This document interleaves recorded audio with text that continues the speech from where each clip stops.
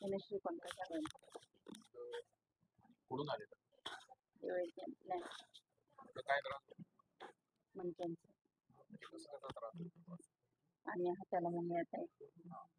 मान दुखते आणि कंबर पाय पण दुखत हो आहे वन साईड पूर्ण दुखत आहे ती कधीपासून होतात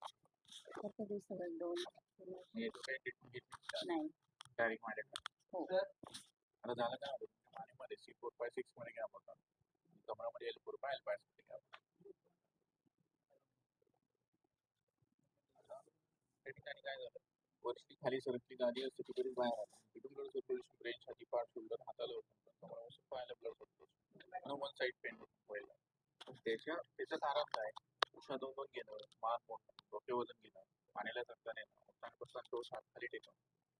त्याच्यामुळे मानेचा प्रॉब्लेम सुरू होतो कधीतरी हातावर पडणं दुसरं 15 ते 20 किलोच्या पुढे परत वाकून वजन उचलणं कमरावर पडणं पालतं जास्त बसणं साडेगादीवर बसणं 3 डिग्रीत बसणं त्याच्याने कमराचा त्रास होतो त्याला म्हणतात सायटिका सायटिका म्हणजे काय की त्याची ती गादी असते ती हळूहळू बाहेर येते ती न जमली जाते पण याच्यामध्ये स्टेज असते first stage second stage third stage आता फर्स्ट स्टेजमध्ये काय होतं जर पेशंट आमच्याकडे आलं तर 3 दिवसात बरं म्हटले आता बरं सेकंड स्टेजमध्ये आलं तर त्याला काही कालावधीचा प्रोसेस असते आणि थर्ड स्टेज असेल त्याला पण काही कालावधी असतो पण बरेच थर्ड स्टेजमध्ये बरेच डॉक्टर ऑपरेशन सांगतात ऑपरेशनमध्ये पण 3 प्रकार पहिले म्हणजे लेजर ऑपरेशन दुसरं ओपन सर्जरी तिसरं डायरेक्टली क्लिप टाकली जाते क्लिप टाकून स्क्रू वगैरे मारून तो मणका सेट केला जातो ते सगळ्यात घाण ऑपरेशन शक्यतो जेवढं टाळतं ते ऑपरेशन टाळायचं साधं जे ऑपरेशन असतं त्याच्यामध्ये फक्त गादी कट केली असते कालांतराने तुम्ही वजन उचललं गादी परत बाहेर येते ह्या गोष्टी जेवढं टाळतात तेवढं टाळायचं समज हे सगळं रेकॉर्ड आमच्या चॅनलला करून बघून घ्या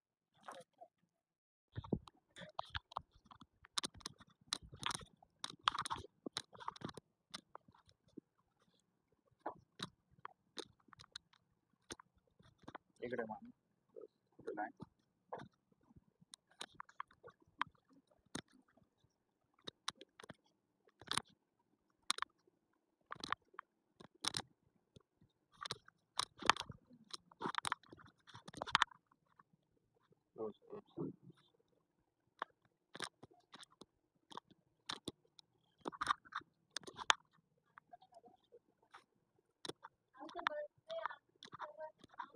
माइंड काम करतो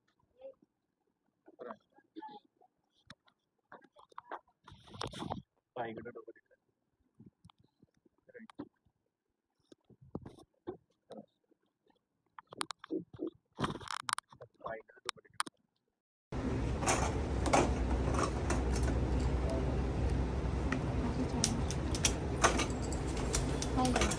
कंबर तोच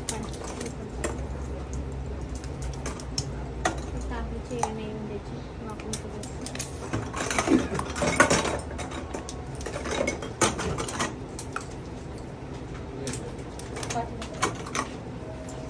ए बेडला आहे आणि सी बेडला